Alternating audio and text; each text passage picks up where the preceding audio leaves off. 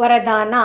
ತ್ರಿಕಾಲದರ್ಶಿ ಮತ್ತು ಸಾಕ್ಷಿ ದೃಷ್ಟಿ ಆಗಿ ಪ್ರತಿಯೊಂದು ಕರ್ಮ ಮಾಡುತ್ತಾ ಬಂಧನ ಮುಕ್ತ ಸ್ಥಿತಿಯ ಅನುಭವದ ಮುಖಾಂತರ ದೃಷ್ಟಾಂತ ರೂಪ ಭವ. ಒಂದು ವೇಳೆ ತ್ರಿಕಾಲದರ್ಶಿಯ ಸ್ಟೇಜ್ ಮೇಲೆ ಸ್ಥಿತರಾಗಿದ್ದು ಕರ್ಮದ ಆದಿ ಮಧ್ಯ ಅಂತ್ಯವನ್ನು ತಿಳಿದುಕೊಂಡು ಕರ್ಮ ಮಾಡಿದ್ದೇ ಆದರೆ ಯಾವುದೇ ಕರ್ಮ ವಿಕರ್ಮ ಆಗಲು ಸಾಧ್ಯವಿಲ್ಲ, ಸದಾ ಸುಕರ್ಮವಾಗುತ್ತದೆ. ಹಾಗೆಯೇ ಸಾಕ್ಷಿ ದೃಷ್ಟ ಆಗಿ ಕರ್ಮ ಮಾಡುವುದರಿಂದ ಯಾವುದೇ ಕರ್ಮದ ಬಂಧನದಲ್ಲಿ ಕರ್ಮ ಬಂಧಿತ ಆತ್ಮ ಆಗುವುದಿಲ್ಲ.